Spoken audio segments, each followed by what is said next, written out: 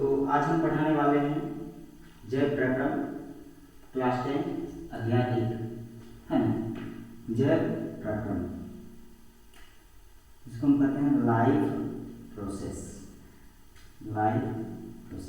है ना। सबसे पहले प्रश्न उठता है कि जैव क्या है। तो जैव का अर्थ होता है जीव, जैव का अर्थ होता है जीव है ना।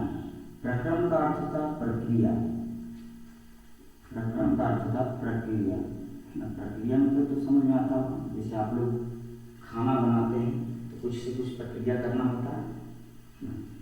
तो पता है जीवों में होने वाले प्रक्रिया को हम जैव प्रक्रम कहते हैं। हमारे अंदर जो प्रक्रिया हो रहा है, हम अपने आप को बचाने के लिए जो भी कर रहे हैं, चाहे श्वास ले रहे हैं या फिर भोजन ग्रहण कर रहे हैं या फिर कोई भी क्रिया कर रहे हैं, वो क्या कहलाएंगे? जैव प्रक्रम। क्या कहलाएंगे? जैव प्रक्रम। ठीक है। तो कहता है जैव प्रक्रम है ना। जैव प्रक्रम कहता है वे सभी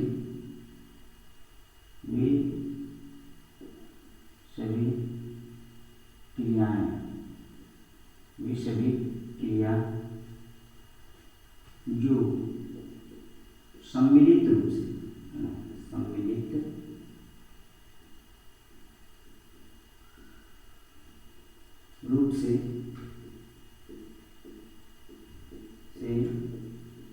अनुरक्षण का कार्य करते हैं।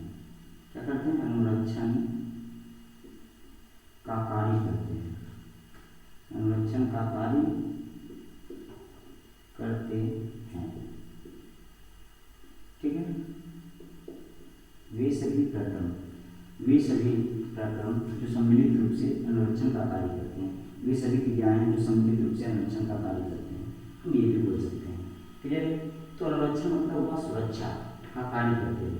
हमारे शरीर में क्या हो रहा है? श्वसन हो रहा है, पोषण हो रहा है, वहन हो रहा है, परिसंचरण हो रहा है, कई ऐसे कार्य हो रहे हैं। जैसे हम सांस ले रहे हैं, फिलहाल यदि सांस लेना बंद हो जाए या तो फिर दिल की धड़कन बंद हो जाए, क्या होगा? मौत तो निश्चित है। तो जितनी भी हमारे अंदर रासायनिक अभिक्रिया हो रही है ना, जैव प्रक्रम उसे कहते हैं। क्या कहते हैं? जैव प्रक्रम। मतलब हमारी सुरक्षा के लिए हो रही है, हमारे बचाव के लिए हो रही है। यदि जैव प्रक्रम ना हो तो हम नहीं बच पाएंगे। ठीक है। तो कहता है जैव प्रक्रम मुख्यतः 4 है। जैव प्रक्रम मुख्यतः कितने? 4 है। जैव प्रक्रम मुख्यतः 4 हैं। कितने हैं? 4 हैं। ठीक है। कौन कौन? तो सबसे पहला है पोषण। सबसे पहला क्या है? पोषण। फिर दूसरा है पोषण के बाद है श्वसन। उसके बाद है तीसरा वहन। और चौथा जो है वो है उत्सर्जन। ठीक है। तो ये सभी प्रक्रम जो है जीवित रहने के लिए है ना, अनुरक्षण करने के लिए महत्वपूर्ण है ना। ये सभी प्रक्रम प्रक्रिया है। जैसे क्या प्रक्रिया? सबसे पहले हम बात करते हैं पोषण की, है ना। तो पोषण क्या है? कहा जाता है पालना और पोषना। जैसे आपके माता पिता द्वारा आपको पाला और पोसा गया है, इतना बड़ा किया गया। ठीक। तो आपके माता पिता क्या आपको भोजन दिए। ठीक उसी प्रकार से अगर देखा जाए तो आपके माता पिता अप्रत्यक्ष रूप से आपको भोजन देते हैं, लेकिन प्रत्यक्ष रूप से आपको भोजन कहाँ से मिलता है? ठीक उसे हम कहते हैं पोषण, है ना। क्या कहते हैं? पोषण। ठीक है। सीधे तौर पर तो पता पोषण किसे करते हैं? तो सबसे पहले पोषण मतलब भोजन ग्रहण करना।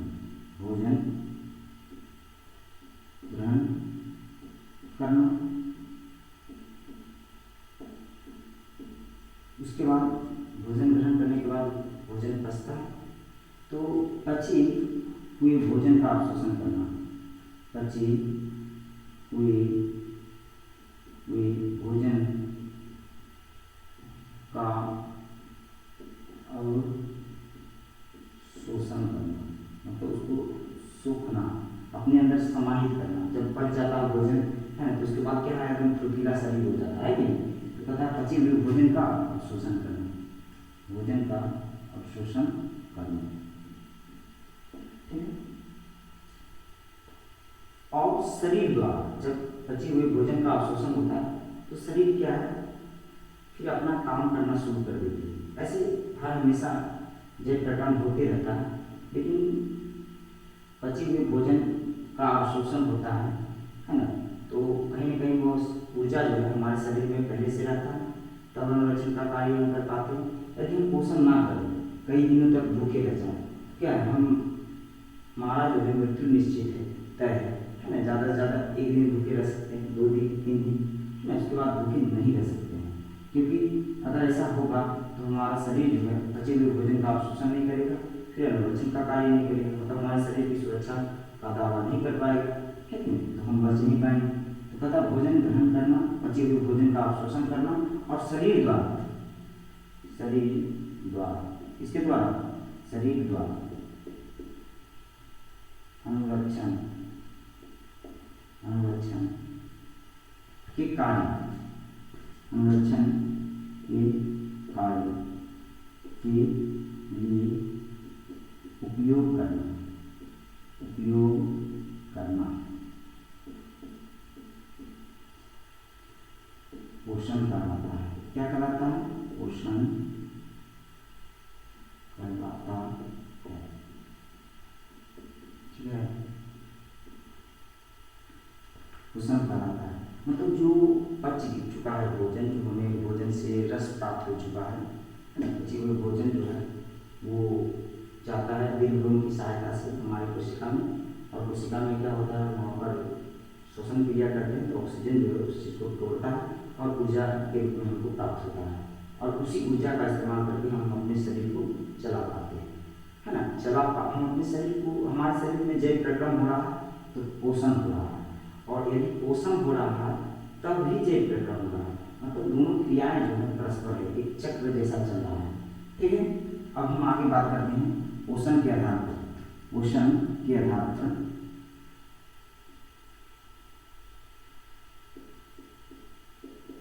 पोषण के आधार पर जीवों को दो भागों में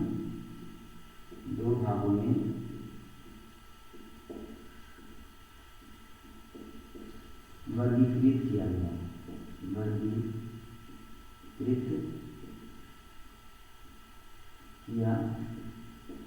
गया है, मतलब बांटा गया है।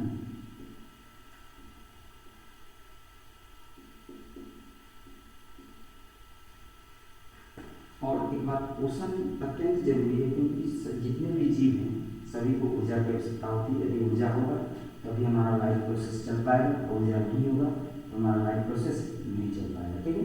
तो पोषण के आधार पर जीवों को दो भागों में वर्गीकृत किया गया। सबसे पहला है, उसको हम कहते हैं स्वपोषी। क्या कहते हैं? स्वपोषी, है ना, स्वपोषी,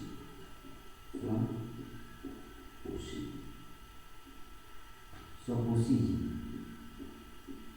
ठीक है। और दूसरा है विषमपोषी। क्या है?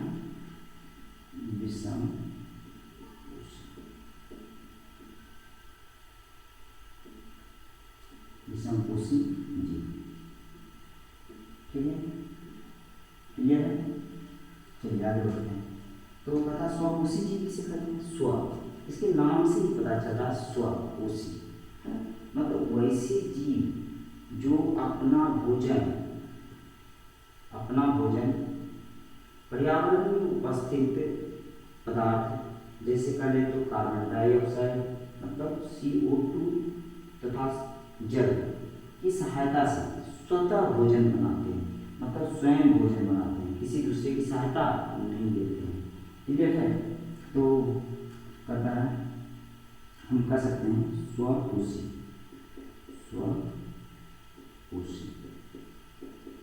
जी। कहता है पोषण का वह तरीका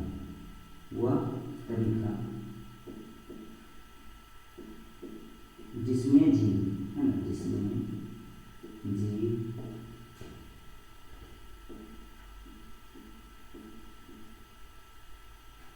अपने आसपास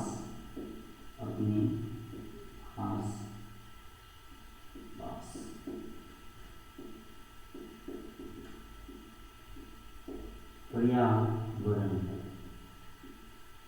में उपस्थित पदार्थ, पर्यावरण में उपस्थित पदार्थ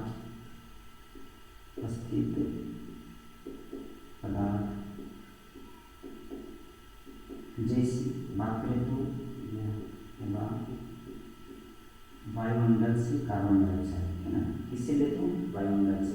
हवा में कई प्रकार की गैसें होती है जिसमें से, है ना, तो उसी जीव पर कार्बन डाइऑक्साइड लेते हैं, जैसे वायुमंडल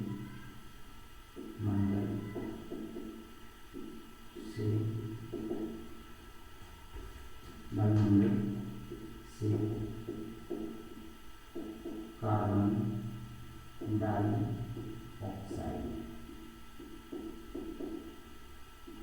कार्बन डाइऑक्साइड मतलब जिसको हम कहते हैं CO2, क्या कहते हैं, CO2 तथा जल की सहायता से, है ना, कि जल की सहायता से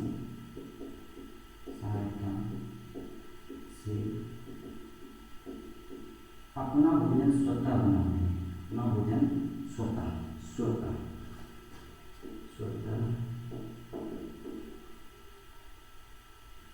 बनाते हैं। ठीक है, क्लियर है, चलिए आगे बढ़ते हैं। तो कह रहा है पोषण का वह तरीका जिसमें जीव अपने आसपास, है ना, उसके प्राकृतिक में जितनी भी वस्तुएं हैं, ठीक है, उनमें से कुछ वस्तुओं को लेकर, जैसे कि वायुमंडल में कार्बन डाइऑक्साइड है CO2 और जल को लेकर उसकी सहायता से स्वतः भोजन बनाते हैं। कैसे बनाते हैं, स्वतः मतलब स्वयं भोजन बनाते हैं। ठीक है, तो स्वयं क्या कहते हैं, स्वपोषी। इसके नाम ही पता चला, स्व मतलब स्वयं, स्व मतलब स्वयं। ठीक है, तो वह क्या है, अपना भोजन स्वयं बनाते हैं, स्वतः बनाते हैं, किसी दूसरे की सहायता नहीं लेते हैं। तो ऐसा कौन करते हैं, तो पेड़ पौधे। कौन करते हैं, पेड़ पौधे। उदाहरण लिख सकते हैं, उदाहरण प्रकाश संश्लेषण प्रक्रिया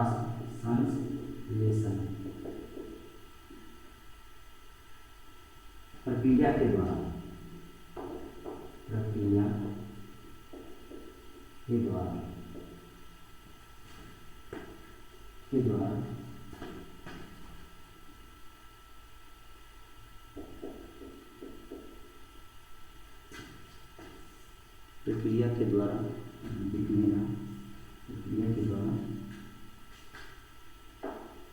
प्रकाश संश्लेषण प्रक्रिया के द्वारा अपना भोजन स्वतः बनाते हैं, स्वयं बनाते हैं। कौन, तो हरे पेड़ पौधे।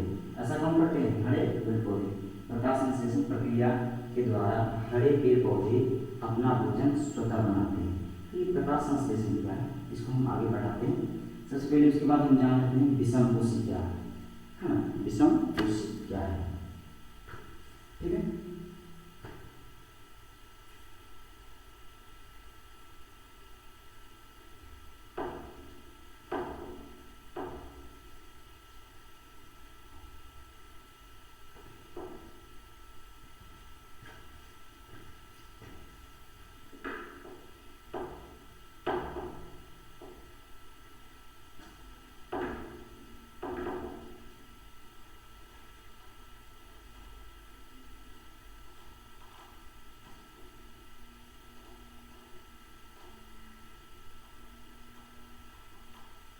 तो विषम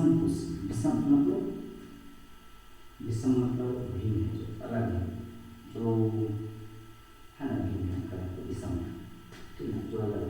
तो कहता है विषम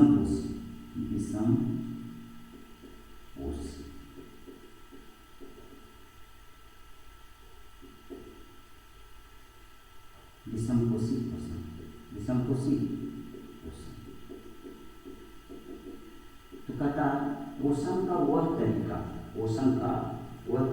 पोषण का वह विधि जिसमें जिसमें जीव अपना भोजन स्वयं नहीं बनाकर स्वपोषी पर निर्भर होते हैं। किस पर निर्भर होते हैं? स्वपोषी, मतलब पेड़ पौधे पर निर्भर होते हैं। हम लोग जो भोजन बनाते हैं, है ना, बर्तन लेकर, है ना, जो भी डब्बो छोलनी हो, कढ़ाई हो, तसला हो लेकर, ये सब खाना जो है पहले से बना होता है।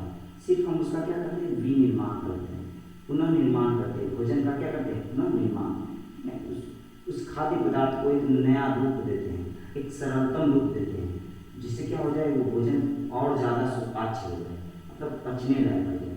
लेकिन हम अपने से भोजन, मतलब स्वतः भोजन नहीं बनाते हैं, है ना। कहता है पोषण का वह तरीका, पोषण का वह तरीका जिसमें जीव, है ना, जिसमें जीव अपना भोजन नहीं बनाते, है ना, ऐसे भी लिख सकते हैं, अपना भोजन स्वतः नहीं बनाते, ये भी लिख सकते हैं। स्वतः मतलब स्वयं नहीं बनाते, है ना, स्वतः नहीं बनाकर दूसरे पर निर्भर है। दूसरे मतलब स्वपोषी पर निर्भर है ना, तो दूसरे लिखने से अच्छा कि स्वपोषी नहीं है। कहता पोषण का वह तरीका जिसमें जीव अपना भोजन स्वतः नहीं बनाकर, है ना, स्वपोषी पर निर्भर होते हैं। इसमें निर्भर होते हैं, स्वपोषी पर निर्भर होते हैं, पर निर्भर होते हैं।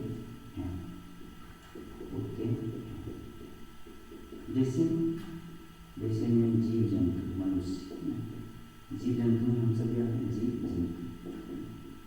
सोचिए अभी हम लोग अपना भोजन स्वतः बनाते हैं, तो फिर क्या जरूरत है ना, आज हमको पढ़ाने की, है ना, फिर क्या जरूरत था किसी कार्य को करने की। हम एक जगह होते हैं और हमें भोजन मिल जाता, हम ऊर्जा भी कर लेते, है ना, ऊर्जा भी प्राप्त कर लेते, है ना, और जितनी भी क्रिया है वो संपन्न कर लेते। लेकिन ऐसा संभव नहीं है, हम अपना भोजन स्वतः नहीं बना सकते हैं। कहता हम ऐसे जीव हैं, हम लोग जीव जंतु ऐसे हैं जो अपना भोजन स्वयं नहीं बनाते हैं, स्वपोषी पर निर्भर होते हैं। किस पर निर्भर होते हैं? स्वपोषी पर, पेड़ पौधे पर, है ना, पेड़ ये तो पौधे पर निर्भर होते हैं, है ना, बड़े बड़े पेड़ ये तो छोटे छोटे पौधे पर निर्भर होते हैं, जिससे हमें अन्न प्राप्त होता है। ठीक, जैसे हम जीव जंतु, उसे हम क्या कहते हैं? विषमपोषी। क्या कहते हैं? विषमपोषी। ठीक, अब हम बात करते हैं प्रकाश संश्लेषण की। किसकी बात करते हैं? प्रकाश संश्लेषण की बात करते हैं और पोषण की बात करते हैं। तो पोषण जो है, पोषण, है ना, फिर से हम लिखना चाहेंगे कि हरे पेड़ पौधे एवं कुछ जीवाणु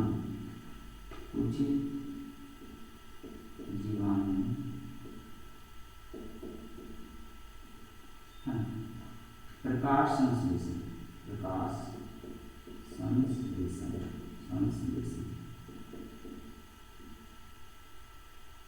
की सहायता से अपना भोजन स्वयं बनाते हैं, अपना भोजन स्वयं बनाते हैं।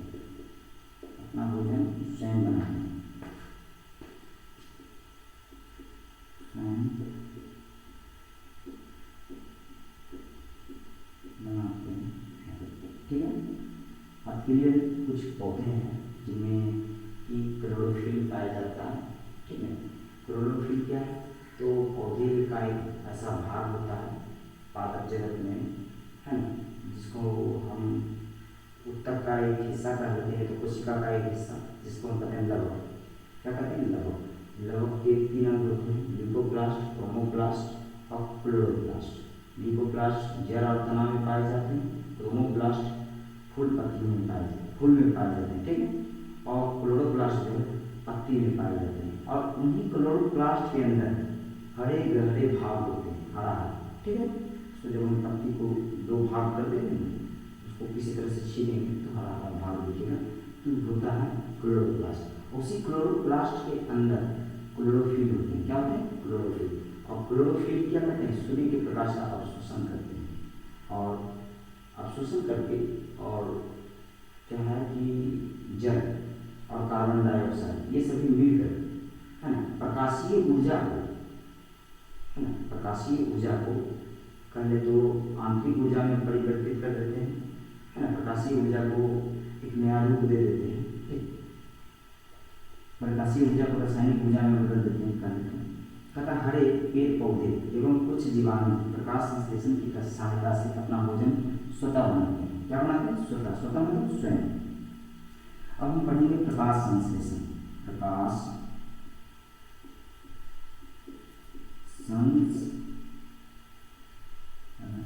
प्रकाश संश्लेषण। प्रकाश संश्लेषण। ठीक है, तो कहता है प्रकाश संश्लेषण यह वह प्रक्रिया है जिसमें है ना प्रकाशीय ऊर्जा को प्रकाशीय ऊर्जा को अन्य ऊर्जा में परिवर्तित किया जाता है ना। किसी दूसरे ऊर्जा में परिवर्तित किया जाता है ना। तो हम ये लिखेंगे वह प्रक्रम जिसमें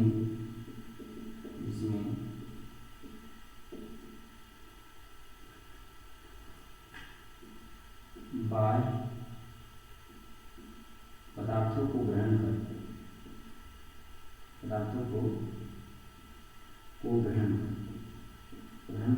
मतलब लेखा है ग्रहण कर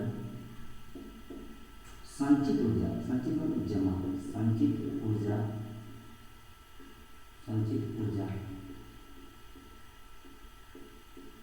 के रूप में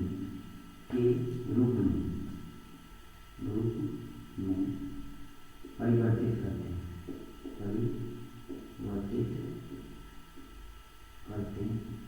हैं। यह वह प्रक्रम है जिसमें कि बाहरी स्रोत से है ना पदार्थों को ग्रहण कर लिया जाता और उसको एक नया रूप दे दिया जाता है। कैसे दे दिया जाता है हम देखते हैं। कहता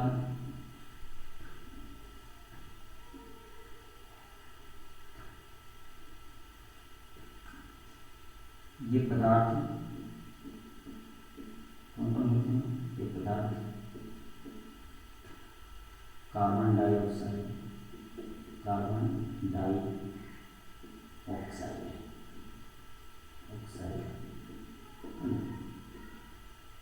इसको हम कहते हैं CO2। हम लोग जो है ऑक्सीजन ग्रहण करते हैं और पेड़ पौधे क्या ग्रहण करते हैं? तो कार्बन डाइऑक्साइड। इसका रासायनिक सूत्र होगा CO2 तथा CO2, जल एवं सूर्य के प्रकाश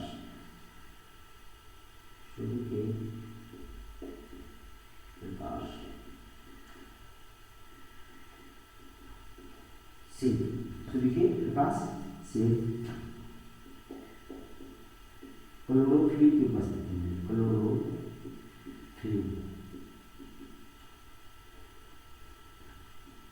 की उपस्थिति में उपस्थिति में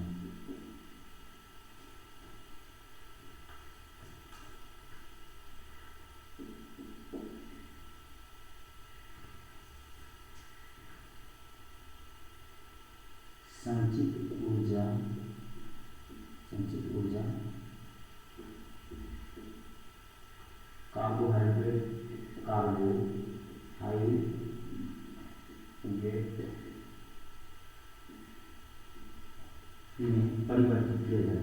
में परिवर्तित किया जाता है।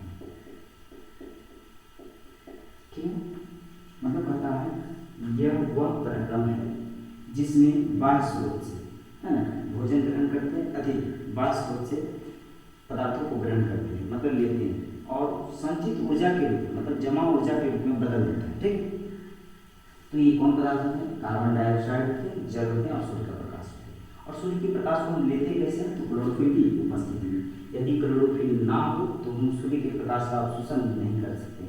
मतलब क्लोरोफिल क्या करता है, सूर्य के प्रकाश को अपनी ओर खींचता है, ठीक ना। यदि आप एक घर में गमला में एक पौधा रखें और उसे थोड़ा सा सूर्य के प्रकाश में झुका कर, थोड़ा सा सूर्य के प्रकाश उसके पत्ती के ऊपर पड़ना चाहिए, ठीक है। तो क्या है ना, एक दिन दूसरा दिन क्या होगा, फिर सूर्य की ओर है ना पूरी तरह से बढ़ गया और सूर्य की ओर चला गया, ठीक है। इसको हम कहते हैं प्रकाशानुवर्तन, ठीक है, प्रकाश की ओर बढ़ जाते हैं, ठीक। तो ऐसा इसलिए हो पाता है क्योंकि उनको सूर्य के प्रकाश की आवश्यकता है, उसकी नीड है, उसके अंदर उसकी मांग है सूर्य के प्रकाश, ठीक है। तो सूर्य के प्रकाश की उपस्थिति में, मतलब क्लोरोफिल की उपस्थिति में संचित ऊर्जा कार्बोहाइड्रेट में बदला जाता है। इसमें बदला जाता है कार्बोहाइड्रेट, है ना। कार्बोहाइड्रेट में जितना भी चीज़ है, जितना भी अवयव है, कार्बन डाइऑक्साइड है, चाहे जल है, चाहे सूर्य का प्रकाश हो, सबको किस में बदला जाता है, तो कार्बोहाइड्रेट में, है ना, कार्बोहाइड्रेट में।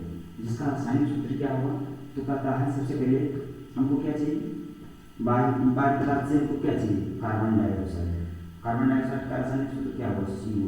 हम समीकरण लिख रहे हैं प्रकाश संश्लेषण का, इसका समीकरण भी याद रहता है, समीकरण रासायनिक समीकरण, ठीक है। तो कहता CO2 प्लस H2O, मतलब क्या चाहिए, जल चाहिए, है जल ना। अब उसके बाद क्या है कि हम लोग जो है क्लोरोफिल की उपस्थिति, किसकी उपस्थिति में, क्लोरोफिल की उपस्थिति में, क्लोरोफिल की उपस्थिति में है क्या लेते हैं, सूर्य के प्रकाश, सूर्य का प्रकाश, सूर्य का प्रकाश, सूर्य का प्रकाश, ठीक है। थोड़ा सा दूर कर लेते हैं तो सही से दिखिएगा।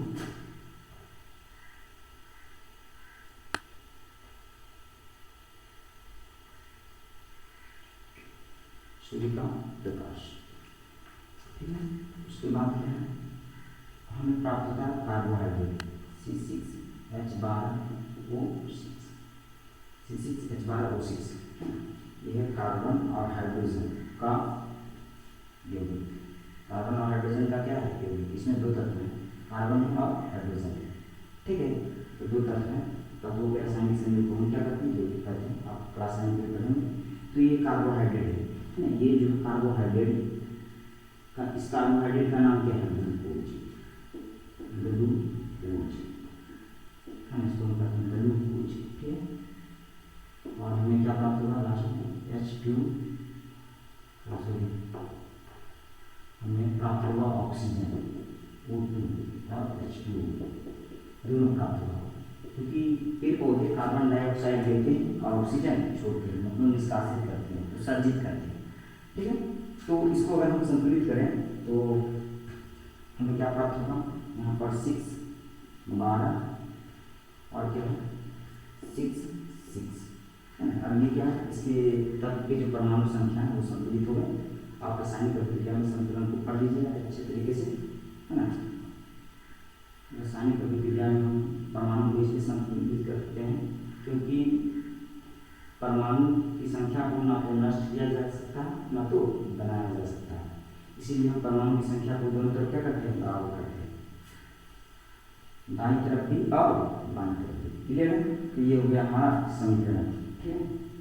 अब हम बात करेंगे प्रकाश संश्लेषण में हमें क्या क्या सामग्री चाहिए, है ना। प्रकाश संश्लेषण कराने के लिए, तो प्रकाश संश्लेषण करने के लिए हमें क्या क्या चाहिए, ठीक।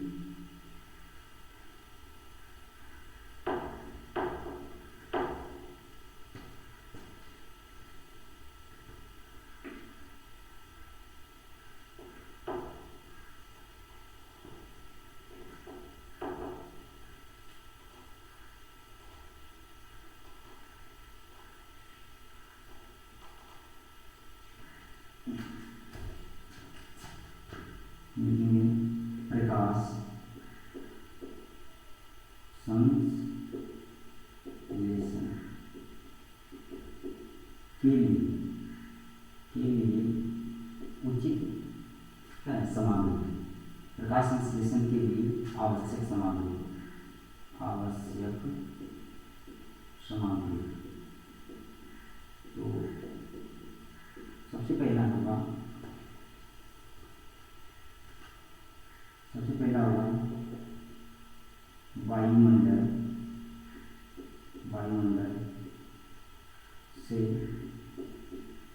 कार्बन डाइऑक्साइड कैसे कि वायुमंडल से, वायुमंडल किसको कहते हैं, ये जो हमारा हो गया ये वायुमंडल है, इसमें क्या है कई गैस है ना, हवा का जो कण को परत है ये वायुमंडल हो गया। तो वायुमंडल से कार्बन डाइऑक्साइड, कार्बन डाइऑक्साइड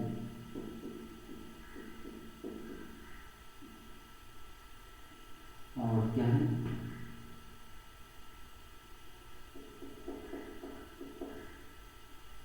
तो ये हो गया। और सूर्य से सूर्य का प्रकाश, सूर्य का प्रकाश ठीक है। और कहता है मिट्टी से जल द्वारा, जलों द्वारा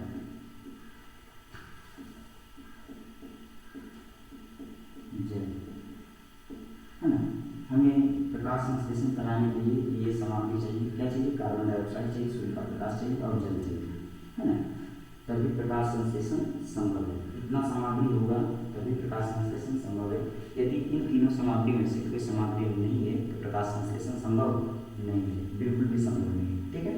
तो आगे हम बात करते हैं प्रकाश संश्लेषण में होने वाली घटनाएं, प्रकाश संश्लेषण में होने वाली घटनाओं के बारे में। प्रकाश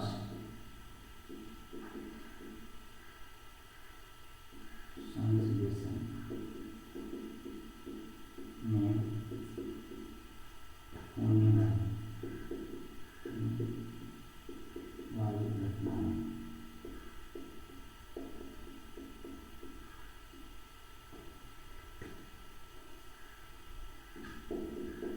कहता है वायुमंडल से पत्तियों द्वारा, पत्तियों द्वारा gas carbon dioxide, gas carbon dioxide, dioxide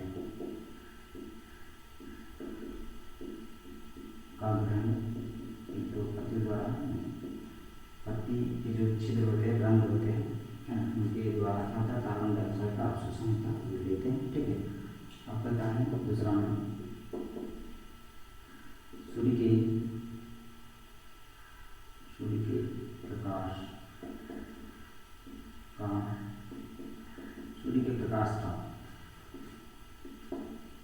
chlorophyll द्वारा अवशोषण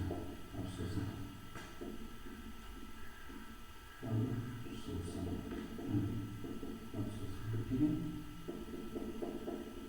इसका मतलब क्या है कि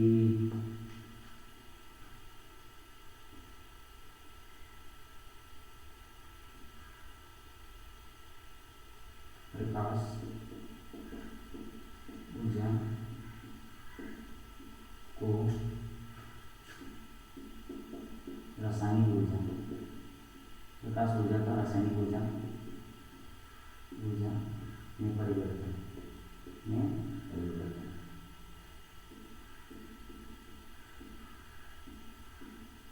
इसे C6H12 और O6 का जो निर्माण हो पाया है, प्रकाशीय ऊर्जा को किसमें बदला गया, रासायनिक ऊर्जा में। ये रासायनिक ऊर्जा समझने की बिल्कुल है ना ठीक है। और क्या होता है, चौथा घटना क्या घटता है, तो और घटना घटते हैं कि जल से हाइड्रोजन और ऑक्सीजन, जल से हाइड्रोजन और ऑक्सीजन का विघटन है, जल द्वारा हाइड्रोजन तथा ऑक्सीजन का विघटन है ना,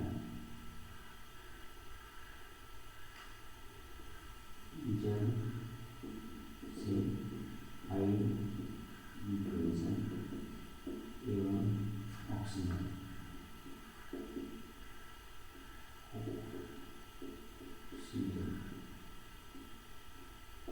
का विघटन,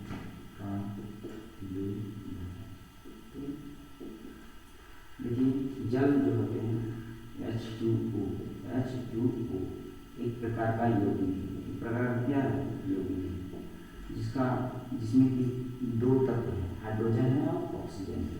हाइड्रोजन और ऑक्सीजन के रासायनिक संयोग को हम क्या कहेंगे, जल कहेंगे, H2O कहेंगे, ठीक है। तो इसमें दो तत्व हैं, तो क्या है, ये दो तत्व जो है रासायनिक अभिक्रिया के माध्यम से हाइड्रोजन और ऑक्सीजन मुक्त होते हैं। हाइड्रोजन जो है वो जाकर के मिल जाता है कार्बन डाइऑक्साइड के साथ, तो बना देता है कार्बोहाइड्रेट, है ना, क्या बना देता है, कार्बोहाइड्रेट। तो पांचवा जो घटना है हम लिखेंगे कार्बन डाइऑक्साइड, डाइऑक्साइड का हाइड्रोजन द्वारा, इसके द्वारा हाइड्रोजन द्वारा अपचयन, हाँ द्वारा अपचयन,